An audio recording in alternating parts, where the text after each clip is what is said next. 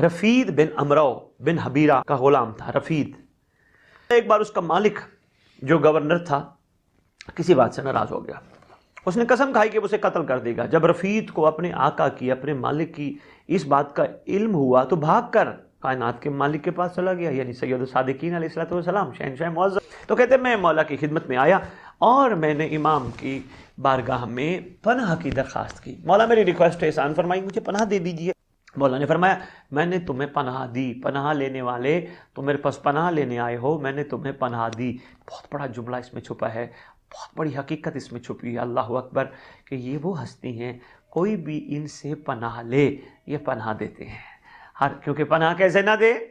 اب پناہ لینے کا ہمارا جو انداز تخاطب ہے وہ بڑا کمزور ہے، طوطے کی طرح رٹا ہوا ہے. ہم بھی کہتے ہیں بادشاہ کو السلام علیکم یا صاحب العصر والزمان، اللہ مان من فتنۃ زمان من شر شیطان و من جور زمان. ہم بھی بادشاہ کو پناہ کی ریکویسٹ کر رہے ہوتے ہیں، پناہ دیجئے، لیکن انداز تخاطب ہمارا بڑا کمزور ہے. کیوں؟ ہم اوپر سے کہہ رہے ہوتے ہیں. جس طرح رفید ہمیں سکھا رہا ہے، یہ غلام ہمیں سکھا رہا ہے کہ اگر مولا کی بارگاہ عرض کرنا ہے تو پھر دل کی گہرائی سے عرض کرو، مولا مجھے بچا، میں آیا ہوں تیرے پاس پناہ لینے، اور میرا یہ میں ایک اس پہ قسم بھی کھانے کے لیے تیار ہوں. اگر واقعتاً حقیقتاً لوگ صاحب الزمان سے بھی اسی طرح کی پناہ مانگیں اپنے دل کی گہرائی سے، السلام علیکم یا صاحب العصر والزمان، الامان الامان، مولا بچا لیجئے، مولا پناہ دیجئے، رحم کیجئے. کس سے؟ شیطان کے شر سے، زمانے کے جور سے، زمانے کے فتنوں سے. مولا بچا لیجئے، آپ نے نہ بچائے میں نہیں بچ پاؤں گا. میں قسم کھا کے کہتا ہوں آج بھی موالیاں حیدر کرار اگر دل کی گہرائی سے بادشاہ سے پناہ مانگے پناہ ملتی ہے. بندہ گناہ کے قریب نہیں جاتا، اور میرا اس پہ بھی ایمان اور یقین ہے جب تک امام راضی ہیں انسان گناہ کے قریب نہیں جاتا. گناہ کے قریب اس وقت جاتے جب بادشاہ اپنی نظر ہٹا دیتے ہیں. پھر بھی بادشاہ کریم اپنے کریم ہیں. کیوں؟ یہ وہی دستار پہن کے بیٹھے ہیں جو دستار کربلا میں کربلا کے سردار کے سر اتر پر تھی. تو یہاں ایک ہمارے لیے بہترین اور خوبصورت ایک جو راز چھپا تھا وہ یہی، اگر ہم واقعتاً حقیقتاً اس بادشاہ سے پناہ مانگیں جس طرح پناہ مانگنے کا حق ہے، تو یہ کریم ہستیاں ہمیں پناہ دینے کے لیے تیار ہیں، بچانے کے لیے تیار ہیں. مولا نے فرمایا ہم نے تمہیں پناہ دی، تم سیدھے اس کے پاس جاؤ اور اسے میرا سلام پہنچاؤ. اچھا یہاں بھی ایک خوبصورت عمل ہے. کہیں کوئی ڈر ہو، کسی بندے سے کوئی خوف ہو، کسی بندے سے کوئی مسئلہ ہو کہ یہ مار دے گا، یہ ذلیل کرے گا، یہ رسوا کرے گا، آرام سے وہیں کھڑے ہو کے امام سے پناہ مانگو اور دل میں بادشاہ کے وہیں کھڑے ہو کر کہو میرا مولا میں نے تجھ سے پناہ مانگی تھی، اے بندہ خدا. اس کو منہ پہ نہ کہو، اے بندہ خدا دل سے کہو میں نے اس سے پناہ مانگی جو کائنات کا مالک ہے، اس کا سلام ہے تجھ پر. دل میں کہو، انشاءاللہ تجربہ کر کے دیکھو بندہ وہ اپنا ارادہ بھی بدل لے گا. ججوں کے قلم کے فیصلے بدل جائیں گے، میں آپ کو گارنٹی کے ساتھ کہہ رہا ہوں. اگر آپ رحم کی اپیل اپنے امام سے مانگو گے، خدا کی قسم بڑے بڑے دل موم ہو جائیں گے، نرم ہو جائیں گے. اگر بادشاہ سے رحم کی اپیل مانگو گے تو بڑا بہترین ایک آپ کو میں نے کلیہ دیا ہے. درمیان میں بات آ گئی، امید ہے شاید کوئی اس سے استفادہ کر لے. اسے ہمارا سلام پہنچا اور اسے کہہ دو کہ تجھے پناہ دی، لہٰذا اس سے اذیت نہ پہنچا. رفید نے عرض کیا مولا آپ پر قربان جاؤں، وہ آپ کے متعلق جو عقیدہ رکھتا ہے وہ آپ کے فرمان کو کہاں اہمیت دے گا. فرمایا جو کچھ کہا اس پر عمل کرو، اللہ نے چاہا تو تجھے کوئی تکلیف نہیں پہنچے گی. مولا فرماتے تو جا تو صحیح، کہنے والی زبان کس کی ہے؟ لسان اللہ تجھے کہہ رہی ہے، تو جا تو صحیح، یقین تو کر، آگے تو بڑھ، پہنچتے صحیح. امام کا فرمان سن کر روانہ ہوا. راستے میں ایک عرابی ملا، مجھے پوچھا کہاں جا رہے ہو؟ اب میں بجائے اس کے کوئی جواب دیتا وہ خود کہنے لگا مجھے یہ چہرہ نظر آ رہا ہے، یہ مقتول کا چہرہ نظر آ رہا ہے. پھر کہا ذرا اپنا ہاتھ دکھاؤ. میں نے ہاتھ دکھایا تو کہا یہ ہاتھ بھی مقتول کے ہاتھ نظر آتے ہیں. پھر کہا مجھے اپنے پاؤں دکھاؤ. میں نے اپنے پاؤں دکھائے تو کہا یہ مجھے پاؤں بھی مقتول کے پاؤں نظر آتے ہیں. یعنی اتنا وہ چہرہ شناس تھا، اتنا وہ حقیقت شناس تھا کوئی عربی جس نے کہا آپ کا چہرہ مقتول کا چہرہ، آپ کے ہاتھ مقتول کے ہاتھ، آپ کے پاؤں مقتول کے پاؤں نظر آتے ہیں. پھر کہا ذرا قمیض اتارو. جب میں نے اپنا جسم دکھایا تو اس نے کہا یہ جسم بھی ایک مقتول کا جسم نظر آتا ہے. پھر اس نے کہا مجھے اپنی زبان دکھاؤ. کہتا ہے جب میں نے اپنی زبان دکھائی تو اس نے مجھے کہا بے خوف ہو کے چلے جاؤ، بے فکر ہو کے چلے جاؤ، تمہاری زبان میں ایک ایسا پیغام ہے.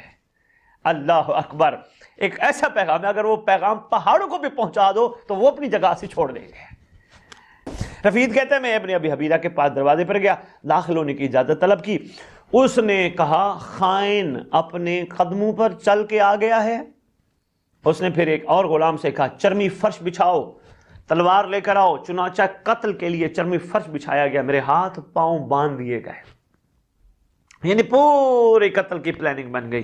جلاد بلوا لیا گیا. اس وقت میں نے آواز دی, میرے آقا, اپنے مالک کو کہا, کیونکہ میں غلام تھا اس کا, میرے آقا تم نے مجھے گرفتار نہیں کرایا, میں اپنے قدموں پہ چل کے تم تک آیا ہوں. اس نے کہا یہ تو بات ٹھیک ہے, ایک پیغام دینے والے کا پیغام سن لو. اس نے کہا جی سنا. کہتے پیغام سن لو, پھر جو دل چاہے وہ سلوک کرنا. کہتے پہلے میری رسیاں کھول, میرے ہاتھ پاؤں کھول, مجھے آزاد کر, میں پھر تجھے پیغام سناتا ہوں. اس نے کہا کھول دو. رسیاں کھولی, اس کو آزاد کیا گیا.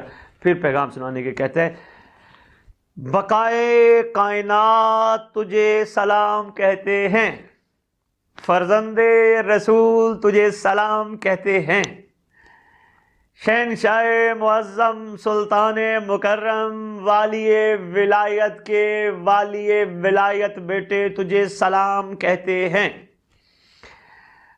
اور یہ بھی فرماتے ہیں کہ میں نے تجھے پناہ دی, اسے کوئی اذیت نہ پہنچانا.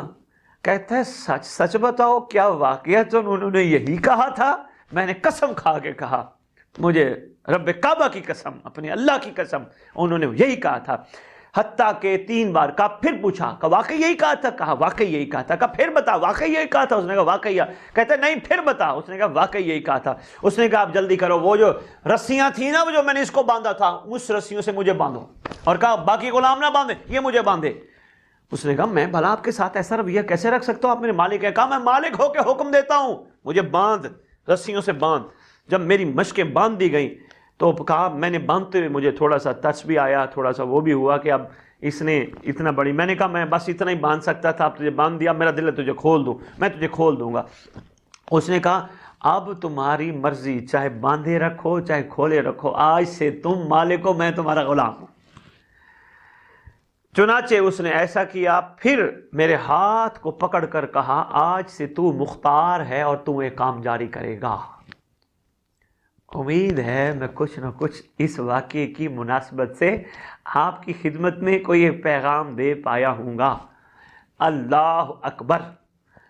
یہ اتنا کریم گھرانہ ہے, اس کریم گھرانے کے باب کرم کو ہلا کر کسی نے کرم وصول کرنا ابھی تک پسند ہی نہیں فرمایا. کسی نے اس کرم کی حقیقت پہ غور کرنے کی کوشش ہی نہیں کی.